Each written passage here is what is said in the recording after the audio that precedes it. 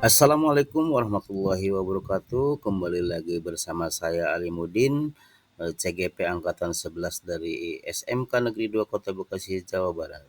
Pada kesempatan kali ini saya akan berbagi aksi nyata budaya positif yang merupakan salah satu tugas daripada modul 1.4.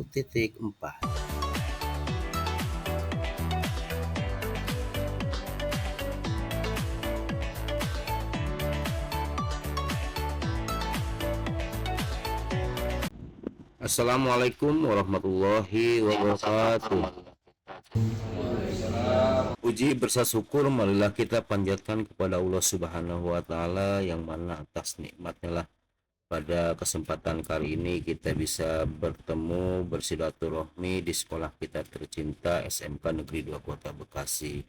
Salawat berserta salam marilah kita curah limpahkan kepada Nabi kita Nabi besar Muhammad Shallallahu Alaihi Wasallam, kepada keluarganya, kepada sahabatnya, juga kita selaku umatnya, mudah-mudahan di yaumil akhir kiamat nanti mendapatkan syafaat darinya. Amin ya Allah ya Rabbal Alamin. Yang saya hormati Bapak Kepala SMK Negeri 2 Kota Bekasi, Bapak B. Agus Bimbadi MPD. Yang saya hormati Bapak dan Ibu Wakil Kepala Sekolah, juga Bapak dan Ibu rekan-rekan seperjuangan yang kebetulan bisa hadir pada kesempatan kali ini memenuhi undangan saya selaku calon guru penggerak angkatan 11 tahun 2024 dari SMK Negeri 2 Kota Bekasi. Bapak dan Ibu hebat. Pertama-tama saya ingin mengucapkan banyak-banyak terima kasih kepada Bapak dan Ibu semuanya yang telah hadir memenuhi undangan saya selaku calon guru penggerak, yang tentunya banyak menyita waktu kesibukan Bapak dan Ibu semuanya, namun tetap hadir pada kesempatan kali ini. Mudah-mudahan Allah membalas kebaikan Bapak dan Ibu semuanya. Kesempatan kali ini saya ingin mencoba berbagi aksi nyata budaya positif yang merupakan salah satu materi dalam pendidikan guru penggerak. Saya yakin Bapak dan Ibu yang telah bertahun-tahun mengajar nih ya, mendampingi murid-murid tumbuh dan berkembang, menyadari bahwa budaya positif di sekolah sangatlah penting ya Bapak dan Ibu ya, untuk mengembangkan anak-anak kita yang memiliki karakter yang kuat sesuai profil pelajar Pancasila tentunya. Dalam membangun budaya positif tersebut, kita akan meninjau lebih dalam tentang strategi menumbuhkan lingkungan yang positif. Bagaimana strategi kita dalam praktek disiplin tersebut? Apakah selama ini kita sungguh-sungguh menjalankan disiplin atau kita melakukan sebuah hukuman? Di mana kita menarik garis pembatasnya?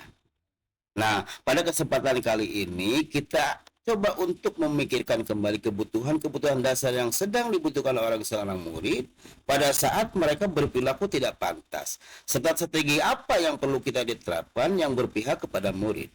Selanjutnya kita akan mengeksplorasi suatu posisi dalam penerapan disiplin yang dinamakan manajer, serta bagaimana seorang manajer menjalankan pendekatan disiplin yang dinamakan restitusi. Di sini kita akan mendalami bagaimana pendekatan restitusi fokus untuk mengembangkan motivasi intrinsik pada murid, yang selanjutnya dapat menumbuhkan murid-murid yang bertanggung jawab, mandiri, dan merdeka. Bapak dan Ibu semuanya, itulah harapan kita semuanya tentunya untuk putra-putri kita khususnya di SMK Negeri 2 Kota Bekasi. Untuk selanjutnya Bapak dan Ibu, dalam kegiatan kali ini saya didampingi Ibu Asri selaku PP dan Ibu Ardianti selaku fasilitator, dan tentunya tidak kalah penting supportnya dari Bapak Kepala SMK Negeri 2 Kota Bekasi. Selanjutnya Bapak dan Ibu, dalam rangka berbagi aksi nyata kali ini, peran saya berbagi pengetahuan dalam menciptakan budaya positif di sekolah kita tentunya, dengan menerapkan konsep-konsep inti seperti disiplin positif, motivasi perilaku manusia, posisi kontrol restitusi, keyakinan sekolah atau keyakinan kelas, segitiga restitusi, dan keterkaitannya dengan filosofi pendidikan nasional Ki Hajar Dewantara, nilai dan peran guru penggerak, serta visi guru penggerak. Jadi setiap kita peralihan modul dan alih mobil, kita selalu mengaitkan terkait dengan modul-modul sebelumnya Bapak dan Ibu, karena gerak langkah nanti terutama di dalam di modul 1.4 ini terkait penggunaan positif tidak melupakan juga modul-modul yang lainnya, kayak modul 1 tetap terkait dengan filosofi kehajar dewatara, terus modul 2 terkait dengan nilai dan peran guru penggerak, dan modul 3 kemarin yaitu adalah visi sebagai guru penggerak, dan sekarang budaya positif. Artinya antara modul 1, 2, 3 dan sekarang 4 itu dalam cara merealisasikan atau mengimplementasikan dari budaya positif itu tetap berpegang teguh kepada tadi modul 1, 2 dan 3. Di dalam budaya positif itu dibagi dengan 5 bagian. Yang pertama ada yang disiplin positif. Yang kedua ada motivasi perilaku manusia. Yang ketiga posisi kontrol guru. Yang keempat yaitu keyakinan kelas atau keyakinan sekolah. Dan yang ketiga adalah segitiga restitusi. Nah, pada kesempatan kali ini 5 budaya positif ini yang akan coba saya untuk diseminasikan atau berbagi dengan Bapak dan Ibu semuanya. Apa itu disiplin positif, apa itu motivasi perilaku manusia, posisi kontrol guru, keyakinan kelas, dan segitiga restitusi. Ini kebetulan ada juga mewakili guru PPPK, tentunya nanti mohon diperdalam ya, karena ini lebih kepada perilaku. Ibu lebih menguasai dari kepada saya sendiri. Nanti mungkin bisa masukannya terkait dengan budaya positif yang harus. Juga ada Pak Firman selaku kesiswaan. Yang jadi pertanyaan, apakah kita dalam membuat aturan-aturan di sekolah sudah menerapkan keyakinan sekolah, kesepakatan sekolah dan sebagainya? Apakah itu hanya aturan? Mari kita buka semuanya di sini. Apakah sekolah kita itu telah menerapkan budaya positif dengan baik atau dengan benar atau tidak? Nah, ini mungkin bukan maksud berarti saya harus mengadakan kepada ibu semuanya, tapi mungkin lebih mengingatkan kembali, meyakinkan kembali, uruskan kembali bagi yang koordinasi pernah kita sebutkan. Dan nanti harapannya Pak Guru juga selaku senior di guru penggerak mohon bimbingan dan masukannya pada saya selaku junior untuk bisa lebih menyempurnakan budaya-budaya positif yang ada di sekolah. Tentu tanpa ada Bapak dan Ibu dan kerjasama yang baik, rencana-rencana budaya-budaya positif itu tidak akan terjadi atau tidak akan terwujud, kecuali kita bekerjasama untuk melakukan pemahaman yang sama terkait dengan budaya positif. Yang pertama yaitu tadi disiplin positif. Apa sih itu disiplin positif Bapak dan Ibu? Disiplin positif adalah pendekatan disiplin yang mengajarkan tanggung jawab kepada anak dan mengembangkan kesadaran diri berdasarkan nilai-nilai kebajikan. Disiplin positif itu lebih fokus kepada disiplin internal yang membuat siswa mengontrol tindakan yang mereka sendiri. Artinya ketika anak-anak kita melakukan disiplin positif itu benar-benar dari lubuk hati yang paling dalam, tergerak hatinya, bukan karena paksaan atau karena hukuman dari kita sebagai guru.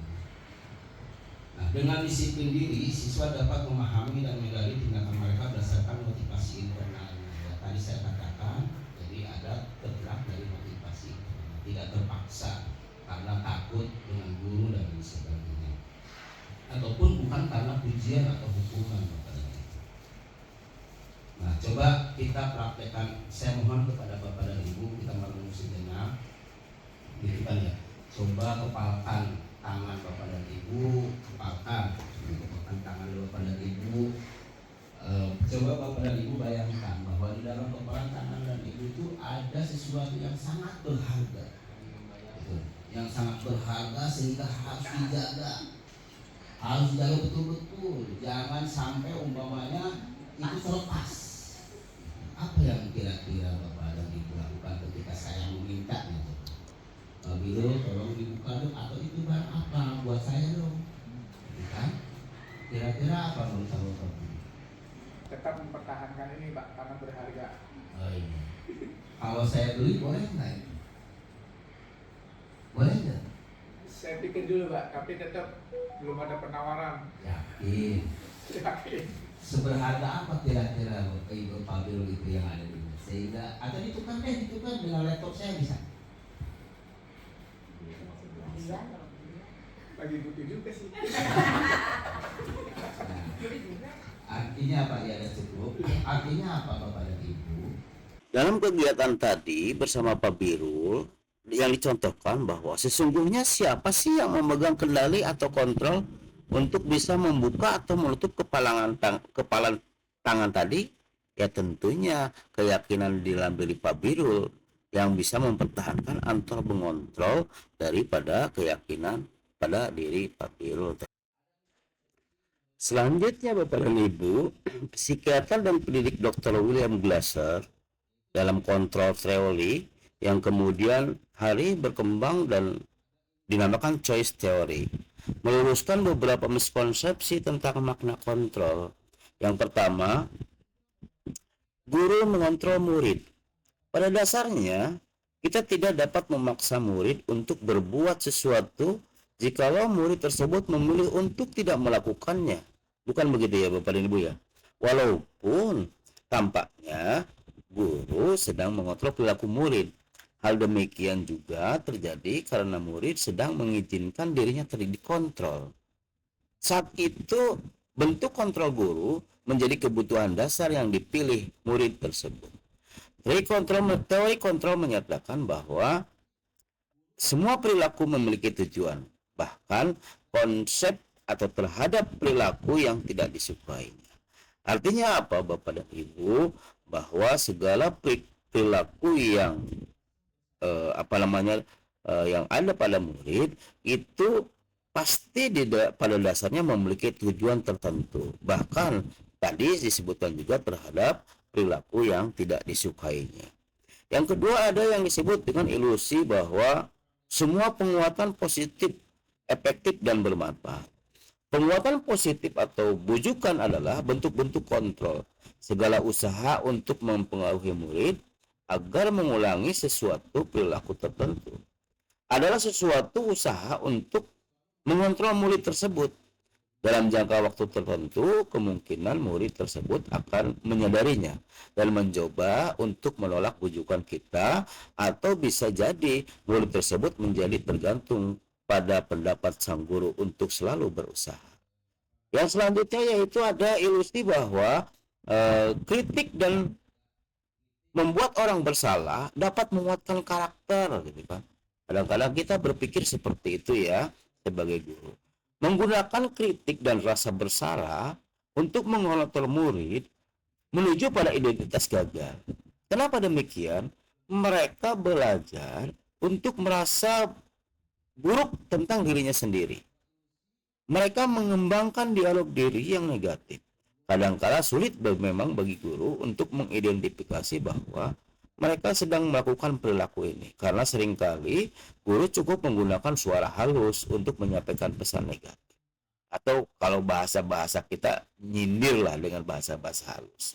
Selanjutnya, ada juga ilusi bahwa orang dewasa memiliki hak untuk memaksa, bahwa banyak orang dewasa yang percaya bahwa mereka memiliki tanggung jawab untuk membuat murid-murid berbuat hal-hal tertentu. Apapun yang dilakukan dapat diterima selama ada sebuah kemajuan berdasarkan sebuah pengukuran kinerja. Pada saat itu pula orang dewasa akan menyadari bahwa perilaku memaksa tidak akan efektif untuk jangka waktu yang panjang, dan sebuah hubungan permusuhan akan terbentuk. Nah, itulah Bapak dan Ibu miskonsepsi tentang teori kontrol. Untuk selanjutnya Bapak dan Ibu, bagaimana seseorang bisa berubah dari paradigma stimulus respon kepada pendekatan teori kontrol? Menurut Stephanie R. Covey, Principle Center Leadership dalam bukunya tahun 1991 mengatakan bahwa bila kita ingin membuat kemajuan perlahan, sedikit-sedikit ubahlah sikap atau perilaku Anda. Jadi, namun bila kita ingin memperbaiki cara-cara utama kita, maka kita perlu mengubah kerangka acuan kita. Ubahlah bagaimana kita melihat dunia, bagaimana kita berpikir tentang manusia. Ubahlah paradigma kita, skema pemahaman dan penjelasan aspek-aspek tertentu tentang realitas. Jadi sebelum umpamanya kita ketika kita ingin membuat kemajuan, buatlah kita kemajuan secara perlahan-lahan, sedikit-sedikit, ubahlah sikap kita atau perilaku kita. Nah, berikut stimulus respon menurut teorinya bahwa realitas atau kebutuhan kita sama. Apa yang dikontrol? Menurut teori kontrolnya adalah realitas atau kebutuhan kita berbeda. Sedangkan stimulus respon, semua orang melihat hal yang sama. Setiap orang memiliki gambaran yang berbeda. Kita mencoba untuk mengubah orang agar berpandangan sama dengan kita. Tetapi menurut teori kontrol, kita berusaha memahami pandangan orang lain tentang dunia. Perilaku buruk dilihat sebagai suatu kesalahan. Semua perilaku memiliki tujuan. Orang lain bisa mengontrol saya, tapi hanya saya yang bisa mengontrol diri kita. Saya bisa mengontrol orang lain. Anda tidak bisa mengontrol orang lain. Pemaksaan ada pada saat bujukan gagal. Kolaborasi dan konsensus menciptakan pilihan-pilihan kita, pilihan-pilihan baru. Model berpikir menang atau kalah diganti dengan model berpikir menang-menangan. Jadi itu Bapak dan Ibu, bagaimana seseorang bisa merubah menurut paradigma stimulus respon kepada pendekatan teori kontrol. Berikutnya Bapak dan Ibu, kita akan membahas makna kata disiplin. Kita mendengar kata disiplin, apa yang terbayang di benak kita? Apa yang terlintas di pikiran kita? Kebanyakan orang akan menghubungkan kata disiplin dengan kata tata tertib, teratur, dan kepatuhan kepada peraturan. Kata disiplin sendiri juga sering dihubungkan dengan hukuman. Padahal itu sungguh berbeda. Karena belajar tentang disiplin positif tidak harus dengan memberi hukuman. Justru itu adalah salah satu alternatif terakhir dan kalau perlu tidak digunakan sama sekali.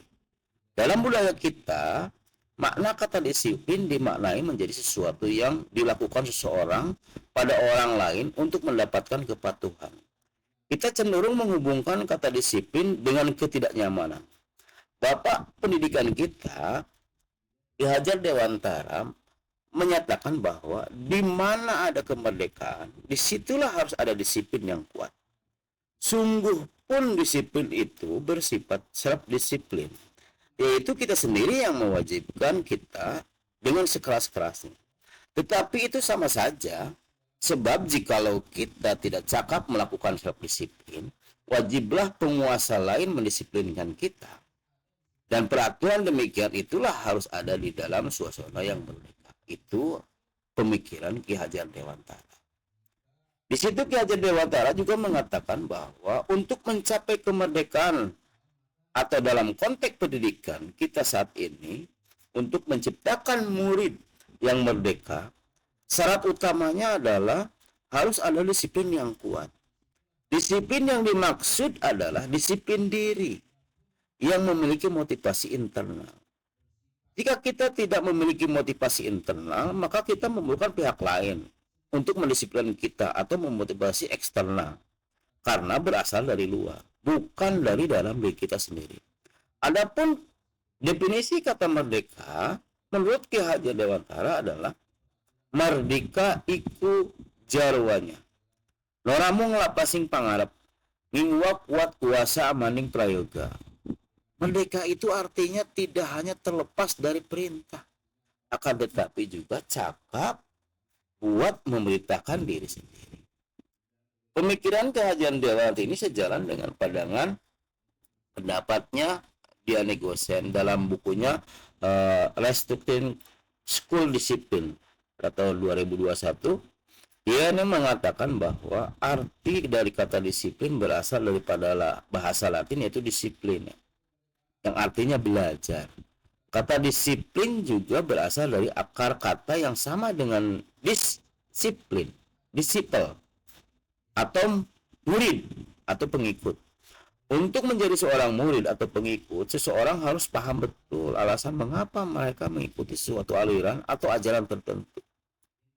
Sehingga motivasi yang terbangun adalah motivasi intrinsik, bukan ekstrinsik. Diana juga mengatakan bahwa arti asli dari kata disiplin itu juga berkonotasi dengan disiplin diri dari murid-murid Sokrates atau Plato. Disiplin diri dapat membuat seseorang menggali potensinya menuju kepada sebuah tujuan, sesuatu yang dihargai dan bermakna. Dengan demikian, atau dengan kata lain, disiplin diri juga mempelajari bagaimana cara kita mengontrol diri dan bagaimana menguasai diri untuk memilih tindakan yang mengacu pada nilai-nilai yang kita hargai. Dengan kata lain, seseorang memiliki disiplin diri berarti mereka bisa bertanggung jawab terhadap apa yang dilakukannya karena mereka berdasarkan tindakan mereka pada nilai-nilai universal.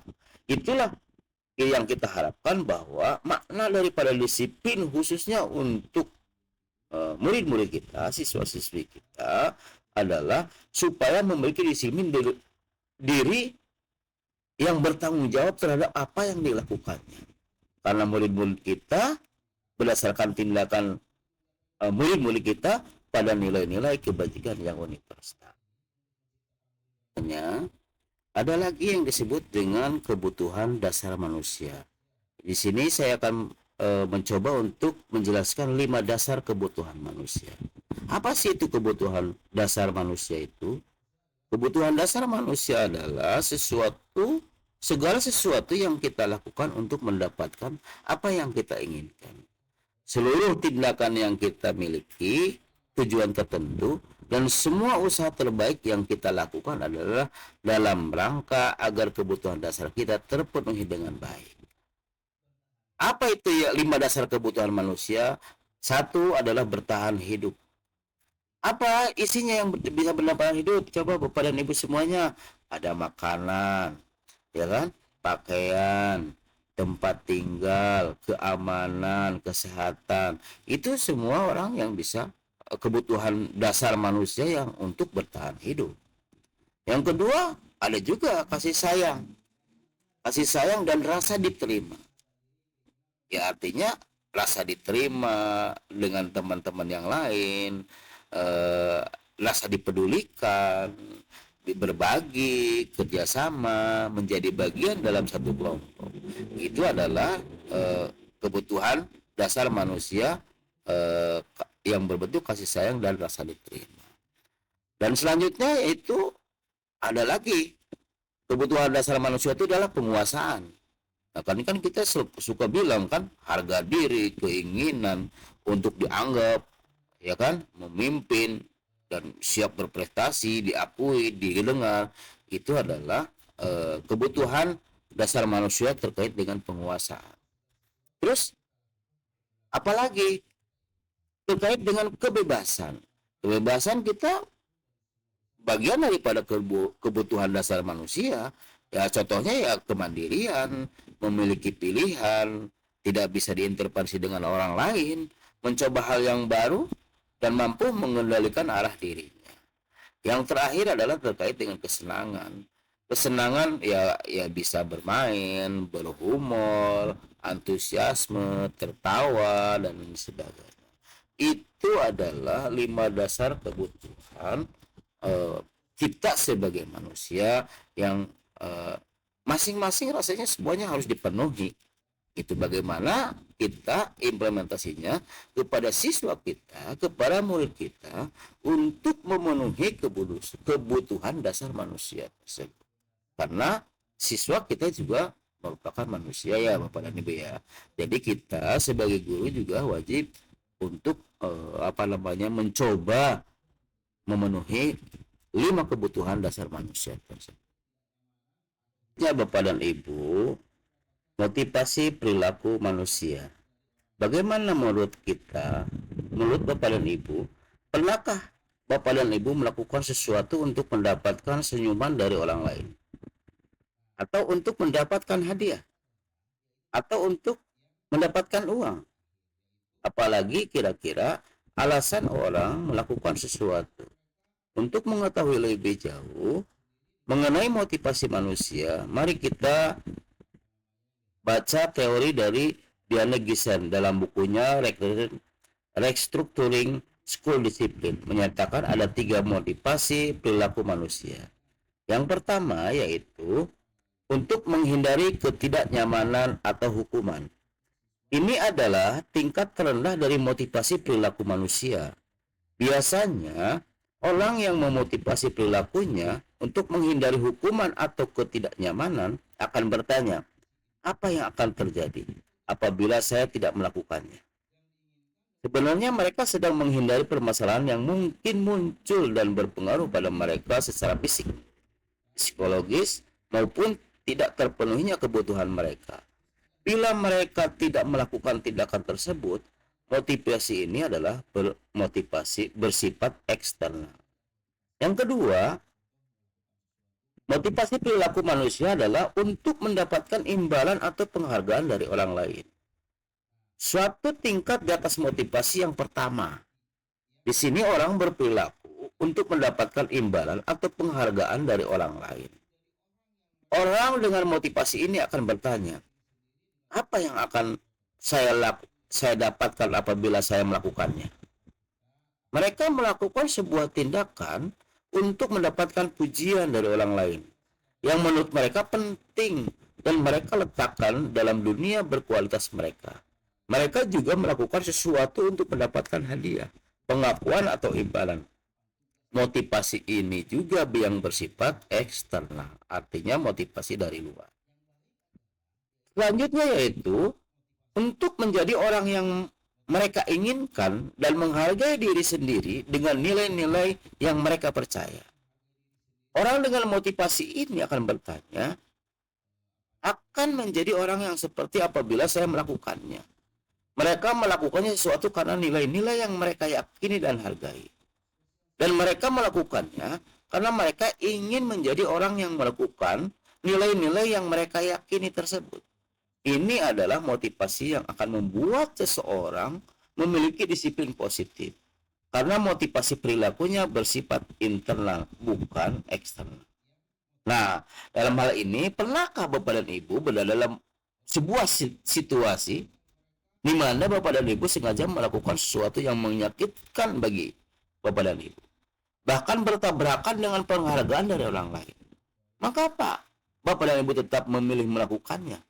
Padahal Bapak dan Ibu tahu akibatnya akan menyakitkan. Bapak dan Ibu mungkin akan dikecam secara sosial. Bahkan ada kerugian secara finansial. Apa prinsip-prinsip yang Bapak dan Ibu perjuangkan dan Bapak dan Ibu lindungi? Saat itu ada sedang menjadi orang yang seperti apa? Pertanyaan-pertanyaan seperti itulah, itu adalah bentuk daripada evaluasi diri. Apakah motivasi yang dalam pekerjaan kita termotivasi dengan motivasi untuk kategori nomor 1, hanya untuk menghindari ketidaknyamanan atau hukuman, atau hanya untuk mendapatkan imbalan, atau memang Bapak dan Ibu, kita semuanya mempunyai harga diri, integritas. Sehingga ketika kita melakukan sesuatu atau menginginkan sesuatu, kita atas dasar nilai-nilai yang kita punyai, harga diri yang kita punyai. Begitu juga dengan siswa. Harapannya adalah kita memotivasi siswa untuk menjadi untuk menghargai diri sendiri dengan nilai-nilai yang mereka percaya. Selanjutnya Bapak dan Ibu, ada hukuman, ada konsekuensi, dan restitusi. Apa itu restitusi? Restitusi adalah proses menciptakan kondisi bagi murid untuk memperbaiki kesalahan mereka, sehingga mereka bisa kembali kepada kelompok mereka dengan karakter yang lebih kuat. Restitusi juga merupakan proses kolaboratif yang mengajarkan murid untuk mencari solusi untuk masalah mereka dan membantu murid berpikir tentang orang seperti apa yang mereka inginkan dan bagaimana mereka harus memperlakukan orang lain. Kalau kita lihat tabel antara hukuman, konsekuensi, restitusi, kita bisa lihat bahwa bentuk-bentuk hukuman itu biasanya tidak terencana, tiba-tiba murid tidak tahu apa-apa. Yang akan terjadi tidak dilibatkan, bersifat satu arah. berupa hukuman fisik atau psikis. Tapi yang disebut dengan konsekuensi adalah terencana atau disepakati dari awal sesuai dengan peraturan murid. Tetap dibuat tidak nyaman, sikap guru selalu memonitor murid. Nah, selanjutnya apa? Restitusi. Kalau restitusi itu biasanya menciptakan murid memperbaiki kondisi kesalahannya. Proses yang mengajarkan murid untuk mencari solusi sendiri dengan kolaboratif. Itu kita bisa membedakan antara hukuman, konsekuensi, dan restitusi. Memang betul ketika hukuman kan ketika ada anak yang salah kita refleks aja.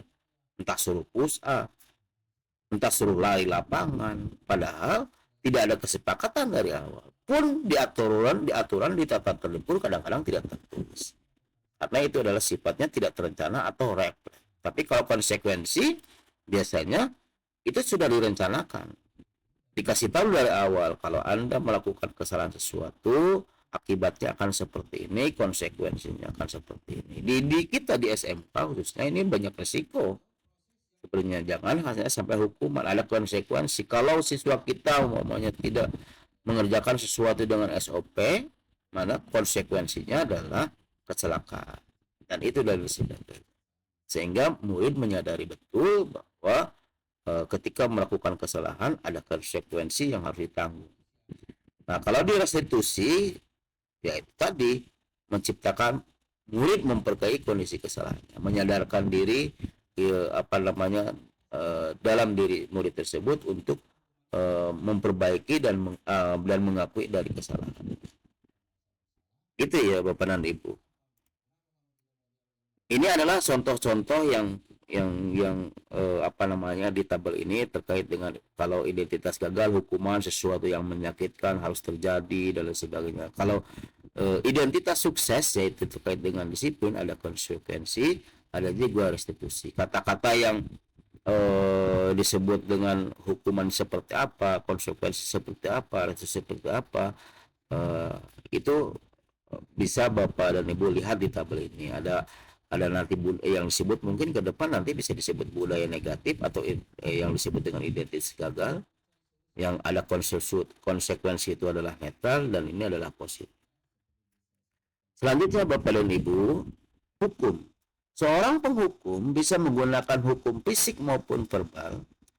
Orang-orang yang menjalankan posisi penghukum Bapak dan Ibu senantiasa mengatakan bahwa sekolah memerlukan sistem atau alat yang dapat lebih menekan murid-murid lebih dalam lagi.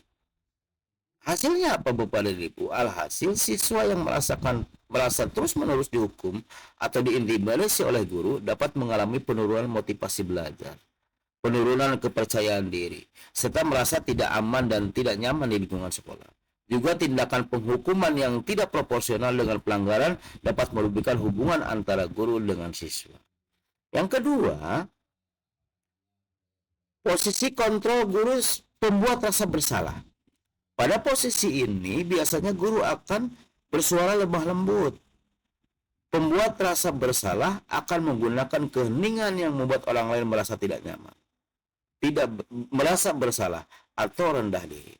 Alhasil, ketika siswa terlalu sering atau tidak adil diberi perasaan bersalah, mereka bisa mengalami stres atau ansietas. Ansietas itu adalah perasaan bersalah yang konstan atau tidak adil dan penurunan harga diri. Ini biasa mengganggu perkembangan akademik emosional mereka. Yang ketiga adalah posisi sebagai teman. Guru pada posisi ini tidak akan menyakiti murid, namun akan tetap berupaya mengontrol murid melalui persuasi. Posisi teman pada guru bisa negatif ataupun positif. Positif di sini berupa hubungan baik yang terjalin antara guru dan murid tentunya. Kita sebagai guru di posisi teman menggunakan hubungan baik dan humor untuk mempengaruhi seseorang. Tapi alhasil, murid akan merasa senang dan akrab dengan guru. Ini termasuk dampak yang positif. Hanya saja Bapak dan Ibu ternyata ada dampak negatifnya. Murid menjadi tergantung pada guru tersebut. Bila ada masalah, dia merasa bisa mengandalkan guru tersebut untuk membantunya. Selanjutnya adalah posisi keempat, yaitu posisi penantau. Memantau berarti mengawasi. Pada saat kita mengawasi, kita bertanggung jawab atas perilaku orang-orang yang kita awasi. Posisi pemantau berdasarkan pada peraturan-peraturan dan konsekuensi dengan menggunakan sanksi atau konsekuensi.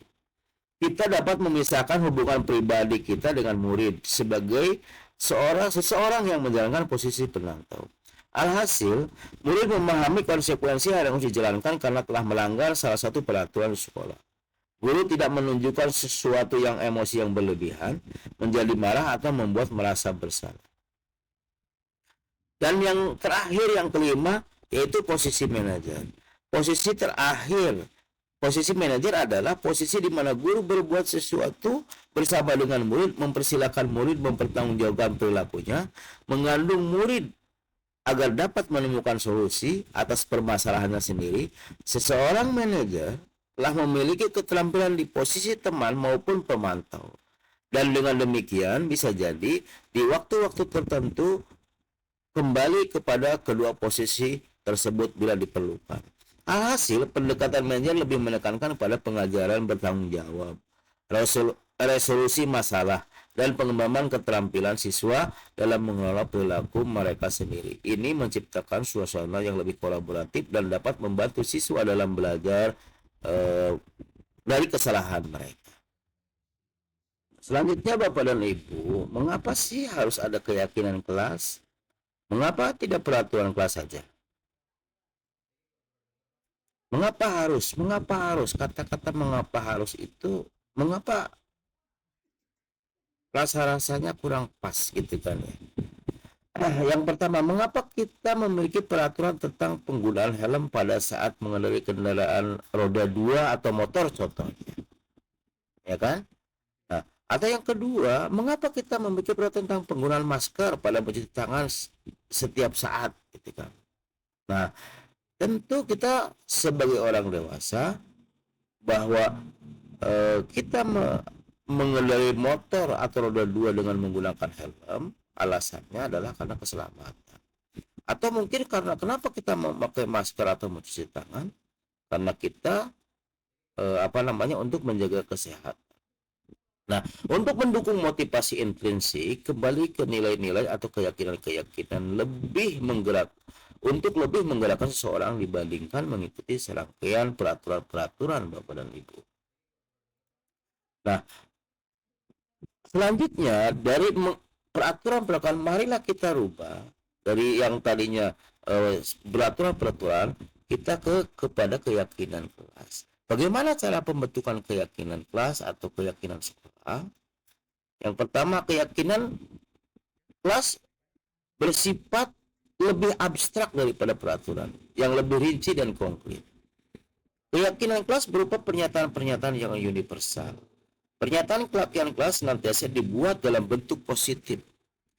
Keyakinan kelas hendaknya tidak terlalu banyak sehingga mudah diingat dan dipahami oleh semua warga. Keyakinan kelas juga sebaiknya sesuatu yang dapat diterapkan di lingkungan tersebut. Semua warga kelas hendaknya ikut berkontribusi dalam pembuatan keyakinan kelas lewat kegiatan curah pendapat atau jejak pendapat atau musyawarah. Yang terakhir adalah bersedia meninjau kembali keyakinan kelas dari waktu ke waktu. Artinya apa? Bahwa ketika kita membuat atau membentuk keyakinan kelas, gitu kan ya, itu biasanya kita melibatkan siswa. Sehingga kalau kita melibatkan siswa, siswa lebih merasa bertanggung jawab terhadap apa yang sudah dikomitmenkan dari mereka sendiri. Ya kan? Nah, dari situlah maka disebut dengan budaya positif akan terbentuk, dan keyakinan kelas dengan bahasa yang positif pun akan terbentuk, sehingga juga akan membentuk dari tanggung jawab dan komitmen kepada daripada diri siswa-siswa kita semua. Itu ya Bapak dan Ibu. Ya Bapak dan Ibu, yang terakhir adalah segitiga restitusi. Apa itu segitiga restitusi? Segitiga restitusi adalah suatu proses dialog yang dijalankan oleh guru agar dapat menghasilkan murid yang mandiri dan bertanggung jawab. Dari segitiga restitusi itu, yang pertama prosesnya adalah menstabilkan identitas. Maksudnya adalah bagian dasar dari segitiga bertujuan untuk mengubah identitas anak dari orang yang gagal karena melakukan kesalahan menjadi orang yang sukses. Dengan kita bertanya dengan kata-kata mungkin contoh seperti ini, berbuat salah itu wajar. Nah, ibu juga atau bapak juga telah melakukan salah. Tidak ada manusia yang sempurna, ya kan? Ibu atau bapak juga telah melakukan itu. Ibu atau bapak juga tidak mau mencari siapa yang salah, tapi ibu ingin mencari solusi dari permasalahan ini. Kamu berhak merasa seperti itu kok. Itu contoh bagaimana kita berdialog, proses dialog dengan murid atau dengan siswa dalam rangka menstabilkan identitas. Yang kedua adalah prosesnya adalah validasi tindakan yang salah. Setiap tindakan kita dilakukan dengan sesuatu tujuan, yaitu memenuhi kebutuhan dasar. Menurut teori kontrol, semua tindakan manusia baik atau buruk pasti memiliki maksud dan tujuan tertentu. Seperti dari awal sudah saya jelaskan terkait dengan teori kontrol. Nah, kita dalam berdialog tentunya menggunakan bahasa-bahasa kayak seperti contoh, kamu pasti punya alasan mengapa kamu melakukan itu ketika siswa melakukan kesalahan. Padahal kamu bisa loh melakukan yang lebih buruk, yang lebih baik dari ini ya. Gitu kan. Kamu patut bangga karena telah melindungi sesuatu yang penting buat kamu. Ya kan? Kamu melakukannya karena mempertahankan sesuatu yang penting bagi. Nah, dari situ kita tahu bahwa dari contoh-contoh tadi tergambar apa yang disebut dengan proses validasi tindakan yang salah. Selanjutnya yang terakhir adalah proses menanyakan keyakinan. Sesuai dengan teori kontrol mengatakan bahwa kita pada dasarnya termotivasi secara internal. Ketika kita mencapai identitas sukses dan memvalidasi perilaku yang salah, kita siap untuk menghubungkan diri dengan nilai-nilai yang kita yakini dan menjadi pribadi yang kita inginkan. Jadi, contohnya apa yang terkait dengan proses keyakinan ketika kita ngobrol atau wawancara atau berdiskusi dengan siswa? Ya kan? Kita menanyakan kembali apa keyakinan kelas kita. Nilai-nilai apa yang telah kita sepakati bersama? Seperti apa gambaran sebuah kelas yang ideal menurut kamu? Kamu ingin menjadi orang yang seperti apa? Nah, dari situlah akan tergugah bagaimana cara si murid tersebut mengakui kesalahan sesuai dengan keyakinannya, ya kan? Dan mempunyai nilai-nilai atau keyakinan apa yang telah disepakati bersama. Salah satu contohnya adalah tadi keyakinan kelas atau kesepakatan kelas. Begitu ya Bapak dan Ibu, kira-kira nanti kita bisa diskusi lebih lanjut untuk mengenai hal ini. Baik, alhamdulillah Bapak dan Ibu, kita telah mencapai kesimpulan yang terakhir, yaitu pendekatan yang disebutkan sebelumnya sangat penting dalam membantu anak menghadapi kesalahan mereka dengan cara yang konstruktif dan mendukung pertumbuhan mereka. Ini membantu mereka memahami bahwa kesalahan adalah bagian dari pada proses pembelajaran dan pertumbuhan dan bukan identitas mereka. Menanamkan gagasan bahwa kesalahan adalah peluang untuk belajar dan tumbuh adalah prinsip yang sangat berharga dalam pendidikan. Dengan mendekati anak dengan empati, kita dapat membantu mereka merasa lebih nyaman dalam belajar dari kesalahan mereka dan mengembangkan kemampuan mengatasi mereka. Kalau lihat dari bagan bahwa pada materi kali ini terkait dengan disiplin positif, itu adalah kita berdasar kepada teori kontrol, teori pilihan Dr. William Glasser dan lain sebagainya. Ini nanti Bapak dan Ibu bisa pelajari, dilihat ya. Ini kita sudah mencapai penghujung. Terima kasih kepada Bapak dan Ibu semuanya yang telah bersabar hampir 1 jam kita bersama, dan Ibu juga, Bapak dan Ibu juga, rekan-rekan semua dengan ikhlas menemani, mendengarkan, menyimak dan antusias tentunya Bapak dan Ibu terkait dengan materi budaya positif yang saya sampaikan. Demikian Bapak dan Ibu, aksi atau berbagi aksi nyata pada kesempatan kali ini.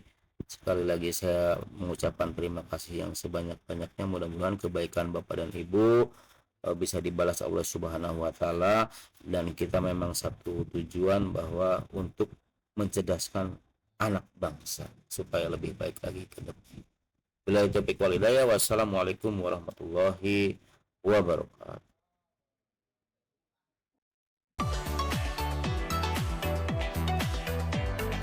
Assalamualaikum.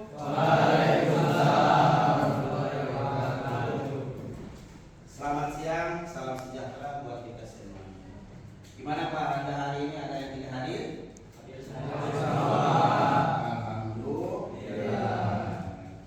Baik anak-anakku sekalian, pada pertemuan kali ini Bapak akan mengajarkan atau memberikan materi pengetahuan bengkel sepeda motor. Namun anak-anakku sekalian, Bapak melihat nih pas tadi Bapak masuk, ada yang rasanya ada yang kurang nyaman, padahal alhamdulillah pas kita sudah ber-AC gitu kan ya, suasananya nyaman gitu. Tapi ada aja yang kurang. Salah satunya adalah tadi kalian ada yang Bapak sudah masuk, ada yang baru masuk, masih ada yang makan-makan, padahal saatnya kita untuk kita pada posisi berat. Anak-anakku sekalian, tapi is oke nggak apa-apa. Tapi keinginan Bapak, pas pelajaran Bapak khususnya, nanti juga bisa digunakan pas pelajaran yang berikutnya. Bapak ingin adanya kesepakatan dari kita semua, supaya situasi di kelas itu, suasana pembelajaran di kelas itu kita ini adalah semakin kondusif. Bapak juga tidak mau nanti segala sesuatu hal Bapak yang ngatur, tapi minimal ada kontribusi dari kalian. Ayo kita bagaimana caranya untuk menciptakan pembelajaran yang kondusif, aman dan nyaman, gitu ya. Nah, anak-anakku sekalian, tahu nggak kalau umpamanya ada suatu sekolah itu ada aturan? Tahu kan? Pasti harus itu semua sekolah ada aturan. Siapa yang membuat aturan coba?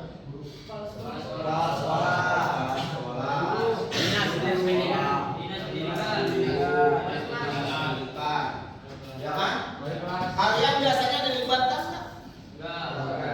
Tahu-tahu sudah ada.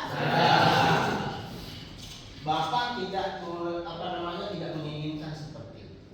Khususnya di dalam kelas kita, gitu kan ya, di dalam kelas. Ayo kita sepakati bersama.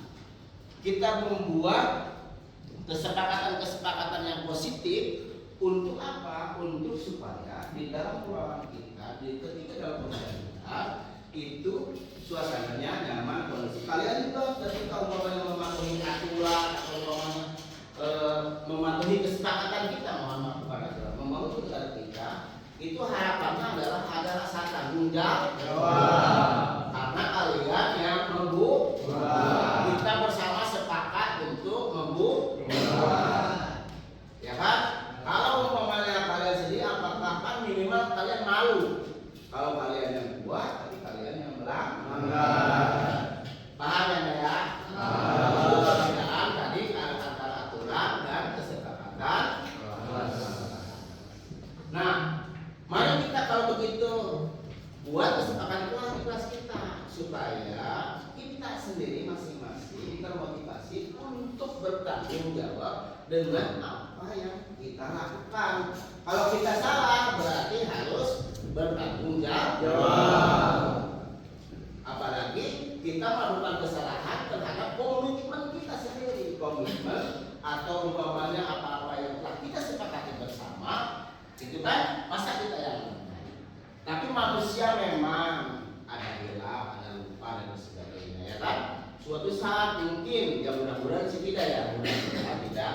Suatu saat mungkin kita lupa terhadap kesepakatan yang telah kita sepakat. Nah, menyadarinya. Oh iya, ada yang mengingatkan mungkin dari teman-teman dan lain sebagainya. Ya, oke, kalau begitu tadi di awal Bapak sudah kasih tahu nih permasalahannya nih kita nih di kelas kita harus menyadari, kita harus koreksi diri, itu kan ya terkait dengan apa tadi permasalahan ada yang buang sampah sembarangan. Biasanya nih di balik-balik bangku nih, di balik-balik meja mentang-mentang ada itunya dimakan di dalam, diumpetin, dimasukin, ya kan? Kita lupa kadang-kadang tidak menyimpan lagi pada tempat. Padahal tempat sampah sudah disediakan sama sekolah. Itu terkait dengan kebersihan. Yang kedua, kayak kebanyakan kalian itu adalah terkait dengan kesiapan. Komitmen terhadap belajar. Waktu belajar kan sudah ditentukan kalau waktu belajar, ya kan? Mulai jam sekian sampai jam sekian, jadwalnya sudah ada bagian berapa, jam berapa sampai jam berapa. Tapi tetap masih di antara kita, di antara teman-teman kita, salah satunya ada aja yang merasa apa namanya, ya ini aja Pak hari kan begitu ya. Nah nanti kita buat kesepakatan bagaimana kita menyikapi terhadap yang kesiapan rekan kita yang kesiapan. Nah terus dari permasalahan tadi contohnya ya gitu. Terus apa lagi tadi kita buat tadi kebersihan ya kan, kesiapan. Terus biasanya apa? Ketertiban, kurang tertib karena banyak bercanda ya kan.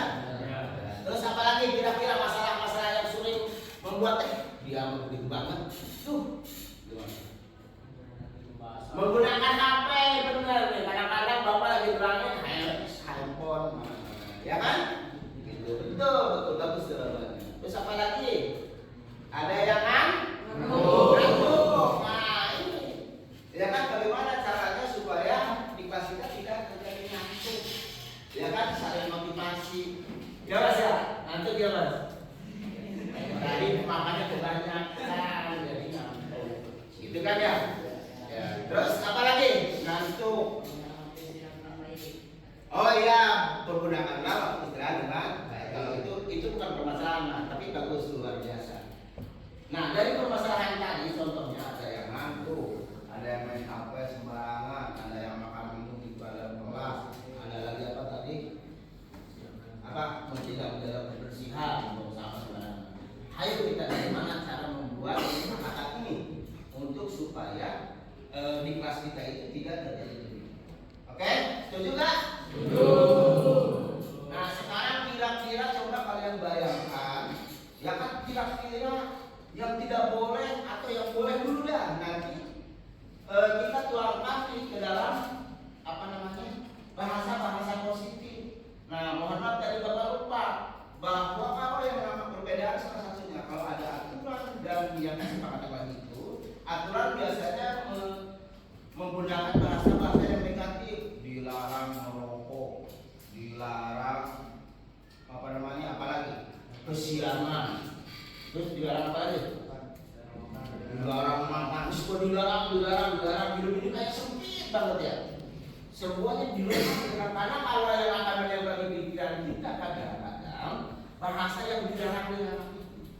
Karena ada bahasa apa ya kalau di dunia marketing itu kan, jangan tengok sebelah kiri.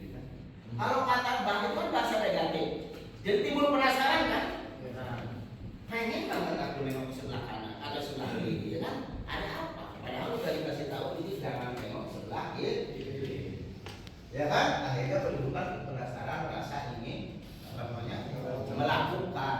Nah itu adalah perbedaan. Nah kalau umpamanya kesepakatan, mari kita buat dengan bahasa-bahasa yang positif supaya motivasi kita untuk bisa melaksanakan komitmen terhadap kesepakatan kelas semakin meningkat dan terbiasa memang benar-benar di dalam hati atau kesadaran sendiri. Gitu ya. Nah silakan sekarang kalian tulis. Bapak mau bagikan stick note. Silakan tulis. Silakan sesuai dengan keinginan kalian terhadap apa yang baik untuk kelas kita. Gitu ya. Ya, silakan tulis, nanti kalian ditempelkan. Tulis ya, boleh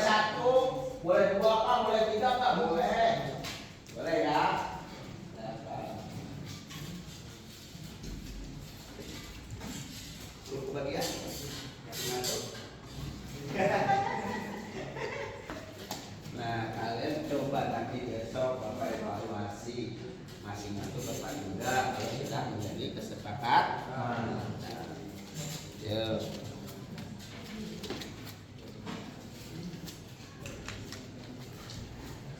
Iya, kalian harus ya. Kenapa itu kamu udah? Oh, oke. Ada yang mau bukakan? Ya, silakan anak-anak pun silakan tuangkan pendapat kalian di dalam stiker. Nanti kalian ke depan bacakan dan simpan. Kita buat kesepakatan. Tempel langsung ditempel sini. Ya kan? Ayo, ayo ditulis. Terserah apa yang kalian pikirkan ada di sini. Ini harus pakai bahasa halus ya Pak. Terserah sebahasanya nanti kita betulin. Ya, kalau kira-kira ada bahasa ini kita betulin bersama-sama. Ya. Ayo ditulis nggak? Ada pulpennya? Ada.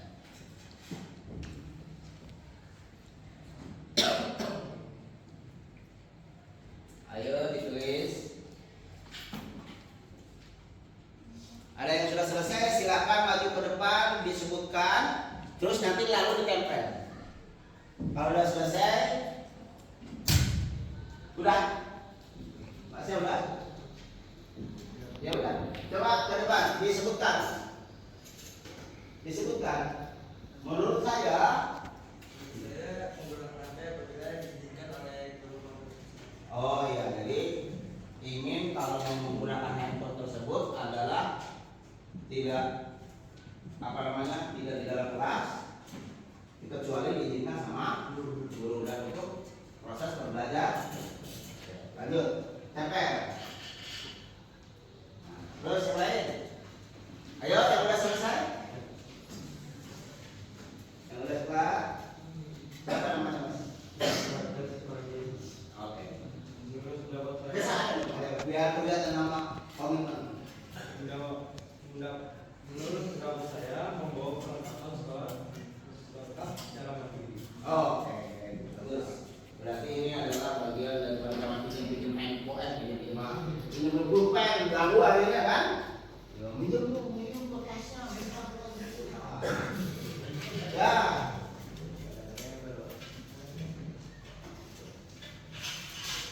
Ini kurang kencang masnya. Bapak bantu ya. Ya lanjut. Ya siap, silakan.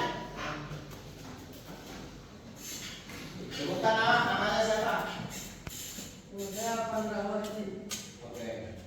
Menurut pendapat saya tidak tidur selama proses belajar mengajar. Oke. Lanjut. Ya. Dulu.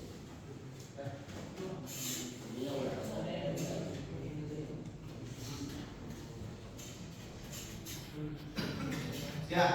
Ya.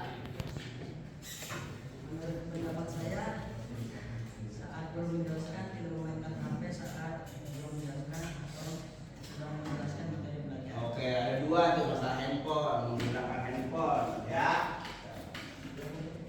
Ya, kata Mas.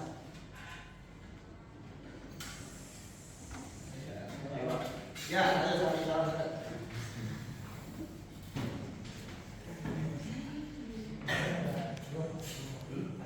Boleh. Namanya siapa Mas? Albani. Ya, silakan Mas Albani. Satu, tidak boleh membuli sama teman. Dua, kita harus saling membantu ketika teman kita sedang ada yang Oke, bagus nih bullying nih, kadang-kadang kita ngata-ngatain ya. Ya, kesepakatannya nanti kita gimana? Jangan saling ngata-ngataan, ya kan? Ya. Ayo, cepat. Ayo cepat. Berarti kita waktunya habis. Menurut pendapat saya menjaga kebersihan kelas dan membuang sampah pada tempatnya. Oke, itu adalah ada terkait dengan kebersihan. Ayo, ya. pendapat saya dalam melalui teman saat proses belajar mengajar. Nah, ini tata tertib nih berarti nih. Bagaimana cara membuat tata tertib? Jangan mengganggu. Tadi itu nyambung tuh apa bullying lagi. Ini sekolah bebas bullying. Jadi jangan dilakukan bebas bullying, terus bebas sebullying-bullyingnya gitu kan. Ya.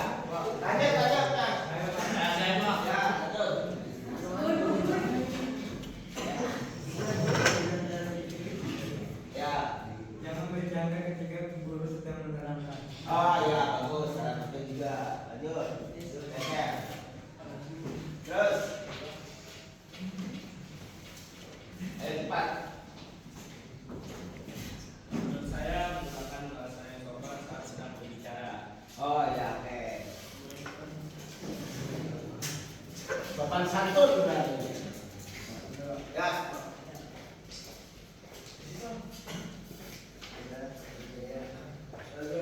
Oke, dua boleh. Menurut saya yang satu tidak boleh menggunakan bahasa kasar atau kotor. Yang kedua menghargai barang milik orang lain. Nah, berarti dia ada suka minjem tapi gak dibalikin ini. Ya kan? Lupa mungkin gak dibalikin. Atau minjem tapi bilang-bilang kadang-kadang kan. Bukan bilang-bilang. Orangnya yang ya, ya. Ada dua boleh. Yang pertama tidak mencontoh atau berbuat curang saat ujian. Yang kedua mendengarkan dan mengikuti instruksi dari guru. Oke, bagus. Itu kan berarti harus fokus kalian ketika lagi belajar. Ternyata di kelas ini luar biasa. Jawaban-jawabannya. Menurut saya satu tidak boleh mencoret-coret meja atau dinding. Yang kedua berpartisipasi aktif dalam diskusi kelas. Oke, berarti memelihara hasil juga. Ya lanjut. Menurut saya tidak keluar kelas tanpa izin kesulitan dari guru. Kedua menyelesaikan konflik dengan cara damai. Oh iya, iya. Jangan mentang-mentang itu pada berantem dulu, jangan. Apalagi kita adalah satu keluarga, supaya tetap berdamai.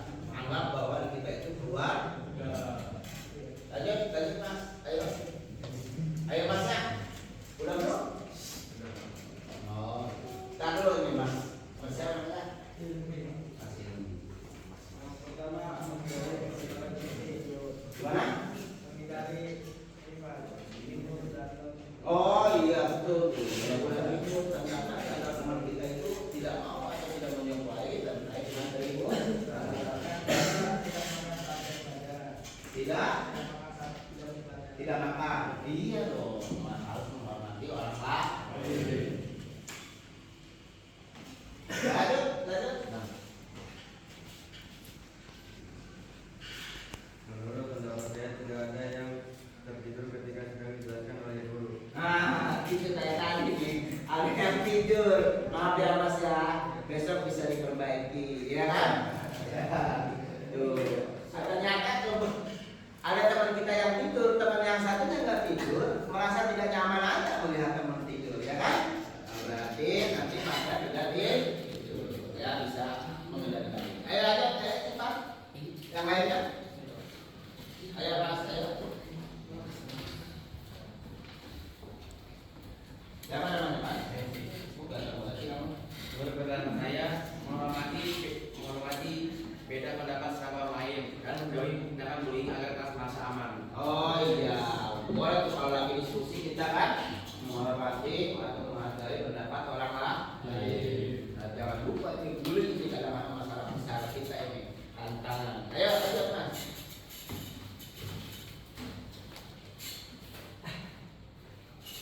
Menurut pendapat saya, satu melaksanakan piket satu hari satu kelas. Dua dilarang makan di dalam kelas. Nah, itu terkait dengan bersih. Ya, ya lanjut. Lanjut mas. Menurut pendapat saya tidak berbicara saat guru menjelaskan. Oh iya dong, kalau mau bicara harus ganti ya, supaya terpaham makna apa yang dibicarakan atau apa yang ditanyakan, gitu ya. Lanjut mas, senyum dulu, kan? Kenapa? Tapi saya masuk. Gimana mas?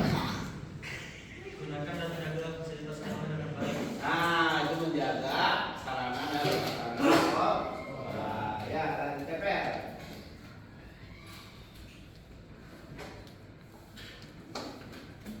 Lanjut, ayo.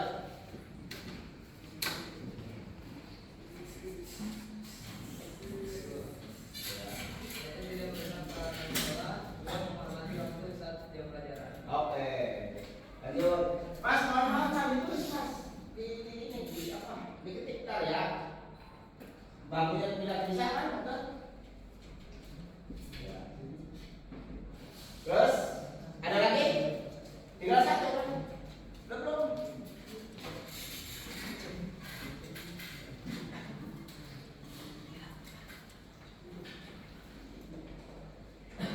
Menurut saya tidak membawa mereka atau semacamnya ke kelas.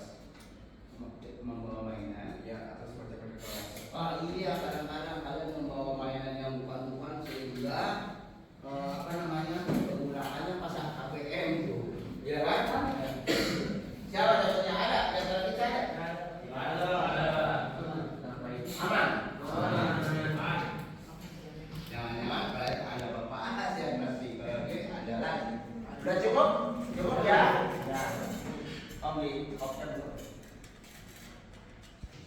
Boleh sampai 24 aja.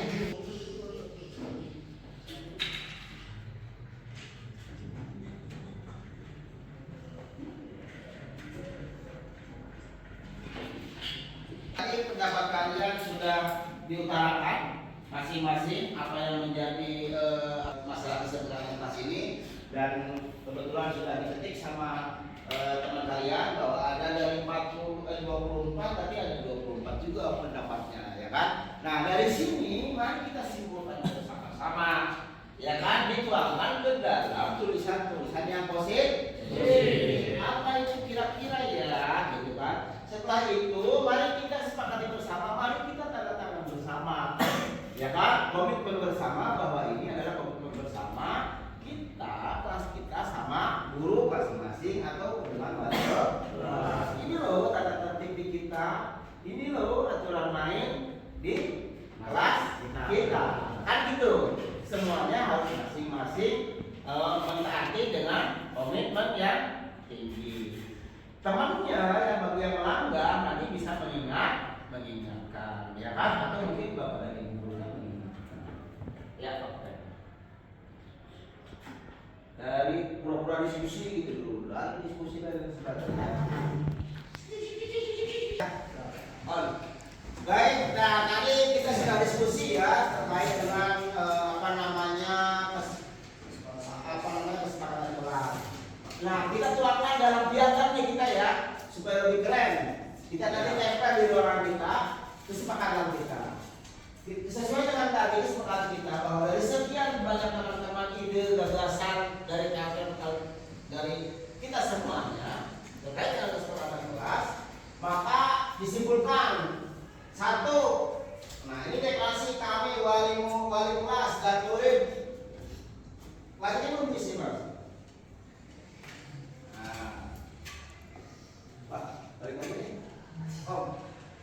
Teman-teman semuanya, anak-anakku sekalian, bahwa kita tadi sudah diskusi terkait dengan untuk menyimpulkan dan sudah dituangkan ke dalam bahasa-bahasa yang positif, kita tuangkan di dalam bentuk piagam ya. Nah, kesimpulannya yaitu yang pertama, datang tepat waktu. Datang tepat waktu ini guru dan siswa sepakat melalui proses belajar mengajar tepat pada waktunya, ya kan?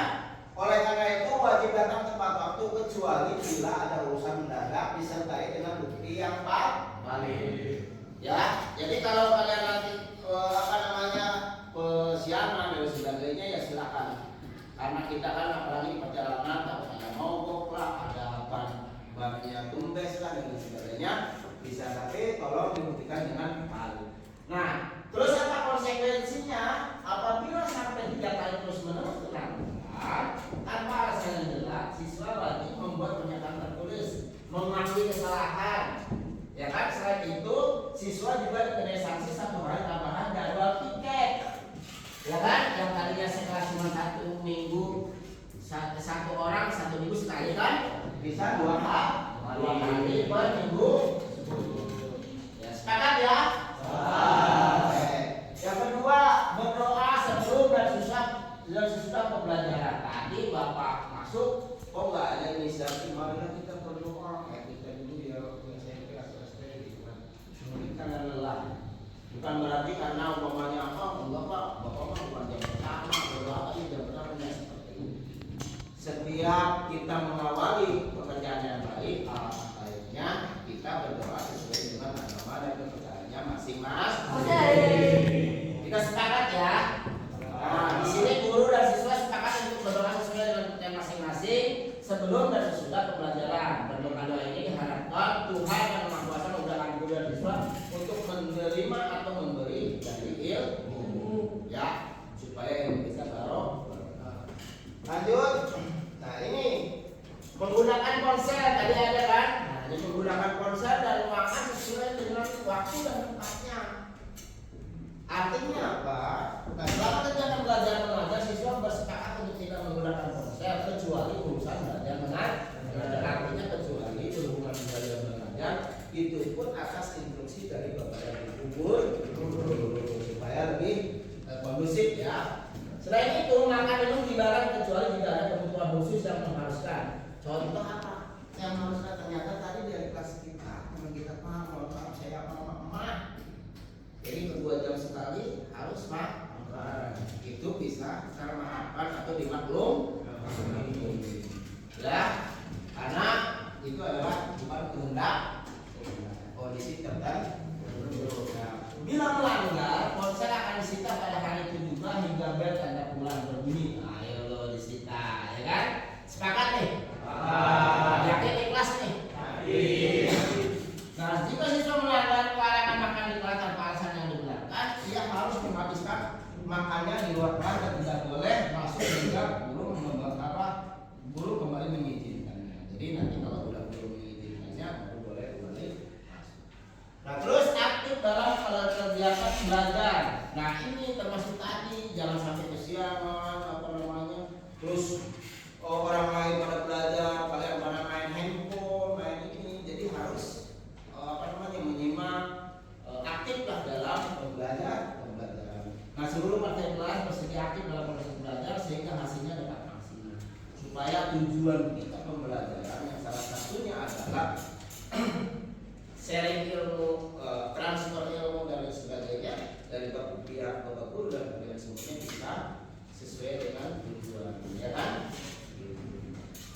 Yang nomor 5, mentaati aturan jam sekolah. Ini sebenarnya agak hancur nih ya, tapi oke lah, nanti kita diskusi bareng-bareng lagi ya untuk menyempurnakannya.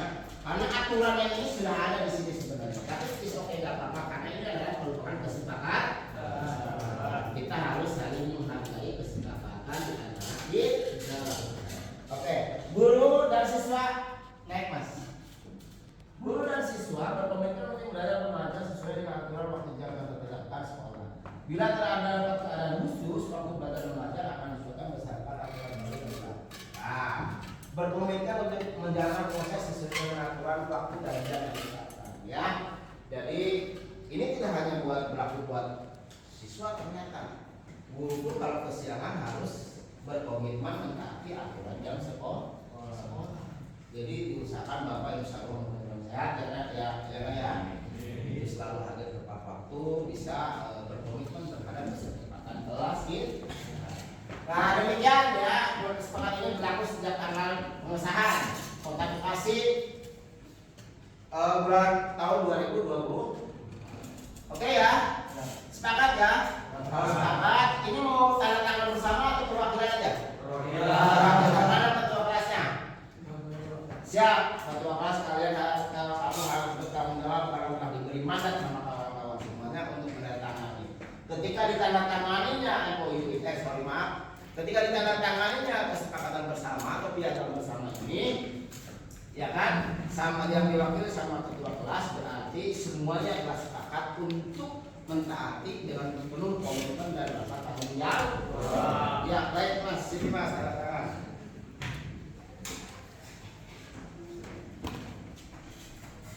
Agak jauh aja.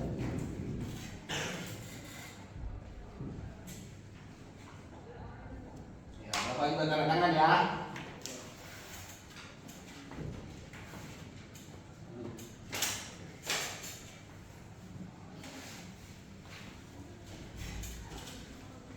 Piagam kelas ini telah ditandatangani. Mulai besok ini nanti saya berharap ketua kelas untuk dijadikan piagam dan dipasang di dinding kita, ya kan? Supaya selalu mengingat. Oh iya, kita tidak boleh begini. Kita harus komitmen begini. Kita harus komitmen begitu ya. Gitu. Untuk menjaga mengingatkan diri supaya selalu terjaga dari komitmen atau kesepakatan yang negatif. Jadi mudah-mudahan kita diberkati Allah Subhanahu wa taala supaya kita dalam posisi mencari ilmu itu lebih senang, lebih enjoy, lebih bahagia tentunya. Karena semua kesepakatan tidak ada paksaan, tetapi melainkan adalah inisiatif dalam diri kita sendiri. Baik, terima kasih. Ada yang tanyakan anak-anak sekalian? Sampai di sini? Jadi cukup ya. Mari kita lanjutkan ke pembelajaran yang yang sebagaimana mestinya Bapak akan ajar terkait dengan pemeliharaan bengkel sepeda motor.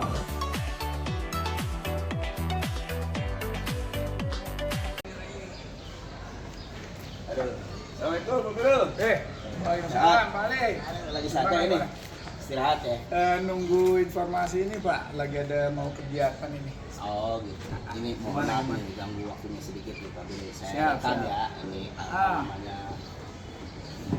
Pak Bilu kan kemarin ikut diseminasi terkait dengan budaya positif di sekolah. Oh iya.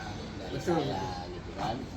Gimana menurut Pak Bilu penerapan apa namanya budaya positif di SMK 2 sekolah kita ini terutama? Dilihat dari proses yang saya amati ya Pak, Ya. terkait budaya positif di SMK Negeri 2, terus dikorelasikan dengan apa yang Bapak sampaikan. Sebagian ada yang sudah dilakukan Ya. dan sebagian juga mungkin sepertinya perlu penguatan saja. Kayak kemarin itu ada segitiga restitusi ya. Segitiga restitusi itu sepertinya tidak semua guru yang ada di SMK Negeri 2 memahami tentang tahapan-tahapan untuk proses apakah tipikal guru itu sebagai penghukum, apakah tipikal guru itu sebagai manajer. Nah, sepertinya dengan pencerahan yang Pak Ali sampaikan kemarin, saya juga mempertebal pemahaman saya tentang treatment untuk penanganan ataupun pembinaan atau pembuatan kesepakatan dan keyakinan kelaska atau keyakinan sekolah itu ternyata harus mencakup semua pihak. Wah, itu positif, bagus. Itu akan lebih kuat budaya positif dalam kita.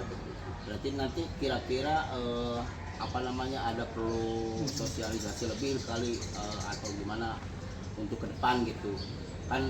Kita kan baru sekali ini ya, 2 kali kalau nggak salah sama Pak Bilu ya, 2 dulu pernah kali, karena Pak Bilu sudah makan dulu. betul. Ini kan baru 2 orang di SMK kita nih yang ikut guru penggerak, gitu kan ya.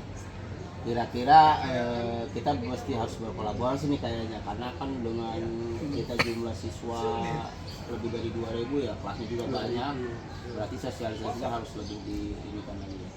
Nah, terus ini untuk umpan balik untuk diri saya. Gimana kemarin apa namanya menurut Pak Biru di apa namanya pemaparan saya, apa ada yang kurang terkait dengan materi-materi yang harusnya disampaikan? Dilihat dari pemaparan yang Pak Ali sampaikan, itu saya lihat sudah runtut dan sistematis Pak. Bagi saya pribadi itu mudah diterima dan dipahami dari presentasi yang Bapak sampaikan. Dan itu persis yang pernah saya alami saat waktu mengikuti bus penggerak pun. Sepertinya ya ini Pak Ali pun sama ini sudah mulai bisa berkontribusi lah untuk bisa kolaborasi mewarnai SMK Negeri 2 Kota Bekasi khususnya dalam membentuk budaya positif. Jadi bagus Pak, tinggal kita realisasi karena ada kelas 10 pun setiap saat berubah. Ya, betul. Maka sosialisasi tetap, dan ketidaktahuan mungkin beberapa guru ataupun pendidik lainnya tetap kita harus sharing praktek baik Pak. Sepertinya terus dikuatkan.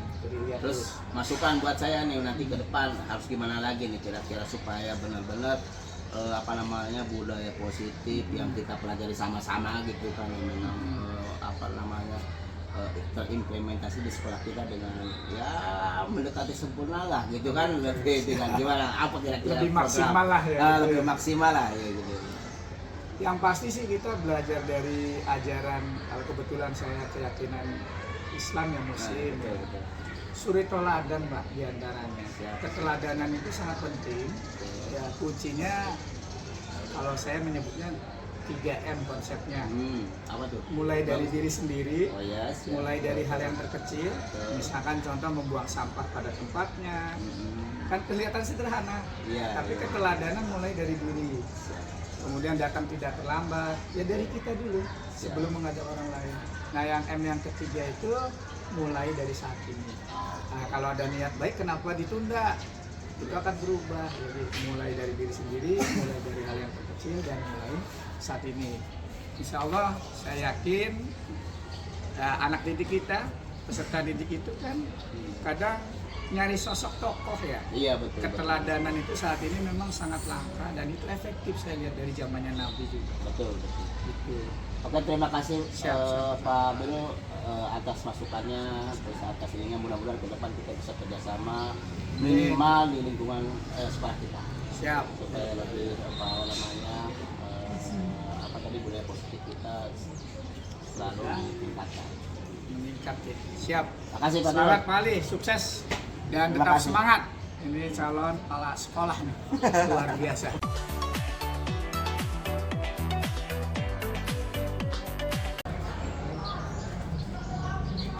Assalamualaikum warahmatullahi wabarakatuh. Perkenalkan, nama saya Safir Kavalara Renaldi dari 10 TU Industri. Saya dan teman-teman saya merasa senang karena dilibatkan oleh merancang kesepakatan kelas oleh Pak Alimuddin. Ini merupakan budaya positif sehingga saya dan teman-teman saya merasa bertanggung jawab dan lebih disiplin saat belajar. Terima kasih Pak Alimuddin. Wassalamualaikum warahmatullahi wabarakatuh.